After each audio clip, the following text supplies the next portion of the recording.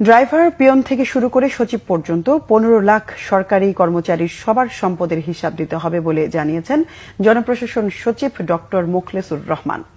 জনপ্রশাসনের senior সচিব বলেন, আগে ভাবা হয়েছিল ট্যাক্স পেয়াবল যারা তারা দেবে, পরে দেখা গেল ড্রাইভার পিয়নদেরও কোটি কোটি টাকা পাওয়া যায়, তাই সবাই দেবে। দুর্নীতি দমন কমিশনের সচিব, এনবিআর প্রতিনিধি, অর্থ মন্ত্রণালয়, কন্ট্রোলার, রেজিস্ট্রার প্রতিনিধি, জনপ্রশাসন প্রতিনিধিদের নিয়ে কমিটি করা হবে। তারা সম্পদের হিসাব দেওয়ার নিয়ম কানুন সব ঠিক করবেন। কখন কিভাবে সম্পদ বিবরণীতে দিতে হবে সরকারের প্রথম কাজগুলোর মধ্যে দুর্নীতি প্রতিরোধ বলেও জানান তিনি। শুধু ব্যাংক হিসাব নয়, জমি জমা, স্থাবর অস্থবর সবকিছুর হিসাব দিতে হবে।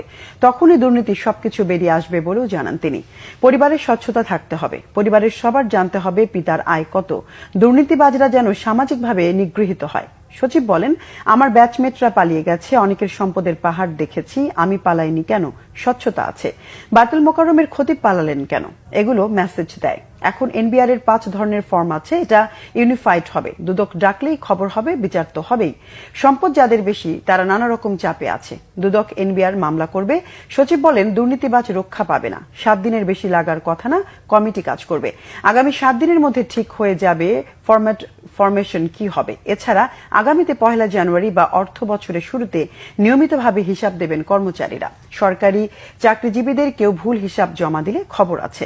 আগামী 2 দিনের মধ্যে ডিসিদের ফিট লিস্ট চূড়ান্ত হবে। 600 অফিসার থেকে এটা চূড়ান্ত করা হচ্ছে। প্রশাসনে ব্যাপক কাজ চলছে।